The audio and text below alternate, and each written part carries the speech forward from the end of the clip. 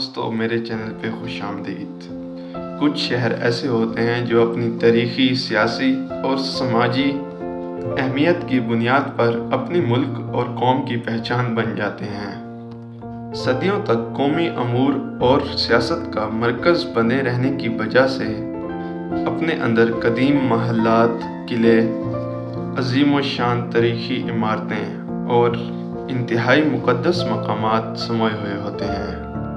اپنی قوم کے ثقافتی ورثے کے امین یہ شہر اکثر اپنے ملک کے دارالحکومت کا درجہ بھی رکھتے ہیں۔ ملک کا دارالحکومت ہونے کا مطلب یہ ہے کہ ان شہروں سے ہی قومی لیڈر اپنی قوم کے مستقبل کے بارے میں اہم فیصلے کرتے ہیں۔ اگر ہم ایسے ہی تاریخی دارالحکومت شہروں کے بارے میں سوچیں تو ہمارے ذہن میں فوراً انگلینڈ کا کیپٹل لندن، فرانس کا کیپٹل پیرس، بھارت کا دہلی، روس کا کیپٹل ماسکو اور مصر کا قاہرہ وغیرہ آتے ہیں۔ یہ تمام شہر لندن، دلی، پیرس، قاہرہ اپنی قوم کی شناخت ہیں۔ ان کی بجائے کسی دوسرے شہر کو ملک کا دارالحکومت سوچنا بھی محال ہے۔ ترکی کا عظیم شہر استنبول بھی کچھ ایسا ہی درجہ رکھتا ہے۔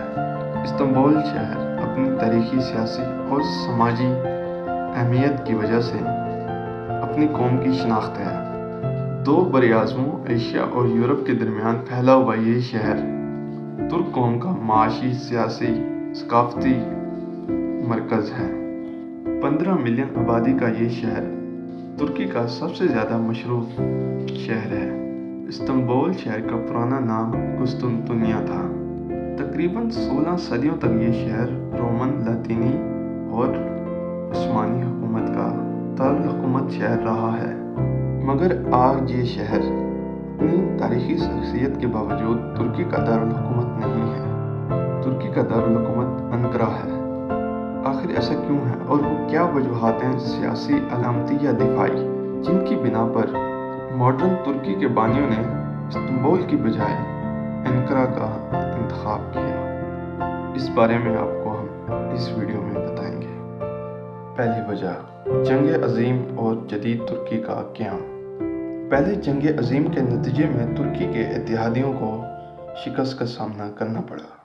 اس ہار کی سلطنت عثمانیہ کو بھاری قیمت چکانی پڑی۔ شام اور لبنان پر فرانس، جبکہ اردن اور دوسرے کئی علاقوں پر فرانس نے قبضہ جما لیا۔ مغربی ایریا بھی شریف مکہ کے کنٹرول میں آ گیا اور موجودہ ترکی کا بڑا حصہ بھی سلطنت عثمانیہ کے ہاتھ سے نکل گیا تھا۔ جنوب مغربی اناطولیہ کے علاقے پر اٹلی، مشرقی اناطولیہ پر آرمینیا، جبکہ مشرقی گریس پر گریس قابض ہو گیا۔ سلطنت عثمانیہ کے دارالحکومت استنبول پر برطانیہ، فرانس، اٹلی مشترکہ طور پر قابض تھے۔ عثمانی امپائر کی حکومت ان حالات میں پوری طرح دشمن فوج کے قابض آ چکی تھی۔ ان برے حالات میں ترکی کے کچھ فوج افسروں نے جنگ لڑنے کے لیے ایک منظم فوج بنائی۔ آزادی کی اس جنگ کے لیے مصطفیٰ کمال کو ان لوگوں نے اپنا لیڈر چنا۔ مصطفیٰ کمال لوگوں کو بغاوت کے لیے منظم کرنے اور دشمن فوج سے علاقے واپس لینے کے لیے ترکی کے اندرونی علاقوں اناطولیہ کی طرف نکل گئے۔ ایسے میں اناطولیہ کے رہنے والوں نے گریس کو بڑا علاقہ دینے کا فیصلہ کیا۔ اس سلسلے میں 15 مئی 1919 کو گریس نے اناطولیہ کے مغربی ساحل سمرنا یعنی ازمیر پر اپنی فوجیں اتار دیں۔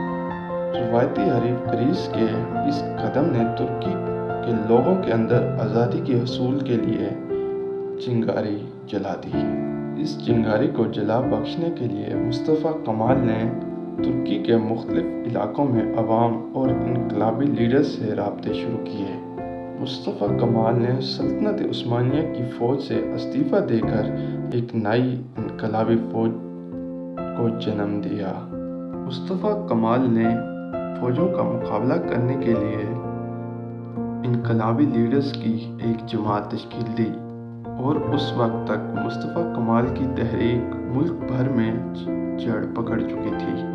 اس لیے استنبول میں موجود عثمانی پارلیمنٹ کے ہونے والے نئے انتخابات میں مصطفیٰ کمال کے حامیوں نے بڑی کامیابیاں سمیٹیں۔ ان کے حامیوں نے استنبول کی پارلیمنٹ سے ترکی کی آزادی کے لیے ایک ایگریمنٹ میثاق کی منظوری دے دی۔ اتحادیوں کے قبضے کے خلاف پارلیمنٹ کی اس کارروائی سے اتحادی ناراض ہو گئے۔ اتحادیوں نے مارشل لا نافذ کر دیا اور پارلیمنٹ توڑ دی۔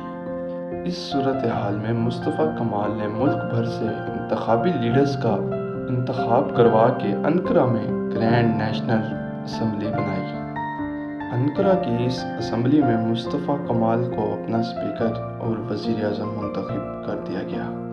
اور اب ترکی میں دو حکومتیں تھیں، ایک استنبول میں اتحادیوں کے زیر اثر عثمانی خلیفہ کی حکومت اور دوسری انقرہ کی انقلابی حکومت۔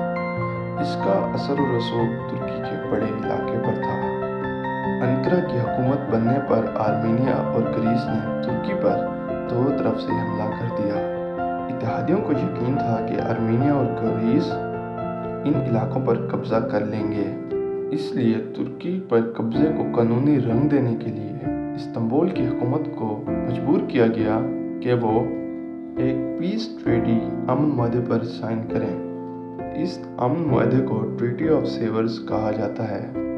اس معاہدے کے نتیجے میں باضابطہ طور پر ترکی میں قابض فوجوں کو تسلیم کر لیا گیا۔ اس ایگریمنٹ کے مطابق عثمانی حکومت عرب علاقوں سے اپنے حق سے بھی دستبردار ہو گئی۔ عثمانی حکومت ترکی کی آبی گزرگاہوں باسفورس اور دریائے دانیال کو بین الاقوامی کنٹرول پر دینے پر بھی رضامند ہو گئی، جبکہ انقرہ کی حکومت نے سیورز ٹریٹی کو مسترد کر دیا۔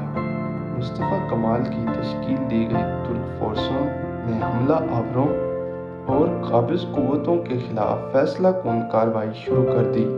یونانی فوج اس وقت انقرہ سے صرف 40 کلومیٹر دور اسکندریہ دریا تک پہنچ چکی تھی۔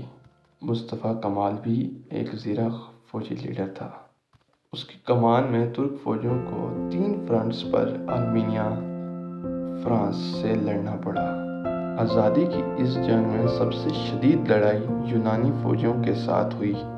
برسوں پر محیط اس جنگ میں ترکوں کی بہادری اور مصطفیٰ کمال کی زبردست حکمت عملی کی وجہ سے یونانیوں اور فرانسیوں کو اپنی سرزمین سے باہر دھکیل دیا۔ فرانس، اٹلی اور برطانیہ نے بھی ترک علاقے خالی کر دیے۔ انقلابی فوج کی شاندار کامیابی کے بعد ترکی علاقے بھی آزاد ہو گئے اور استنبول میں موجود عثمانی حکومت بھی ختم کر دی گئی۔ 29 اکتوبر 1923 کو مصطفیٰ کمال کو نئے اور آزاد ترکی کا صدر منتخب کر لیا گیا۔ انقرہ میں موجود گرینڈ نیشنل اسمبلی کو ہی ترکی کی نئی آزاد پارلیمنٹ کا درجہ دیا گیا۔ آزادی کی جنگ کے دوران ہی ترک لیڈرشپ نے انقرہ کو ہی اپنا دارالحکومت تسلیم کیا۔ اس طرح تاریخی حالات و واقعات نے ترک دارالحکومت کا تاج استنبول کی بجائے انقرہ کے سر پر سجا دیا۔ انقرہ کے لوگوں کو مشکل حالات میں انقلابی لیڈر کے ساتھ کھڑے رہنے اور آزادی کے لیے سب سے زیادہ قربانیاں دینے کا صلہ بھی مل گیا۔ تو دوستو، آپ کو ہماری یہ کاوش کیسی لگی؟ بہت شکریہ، اجازت دیجیے، خدا نگہباں۔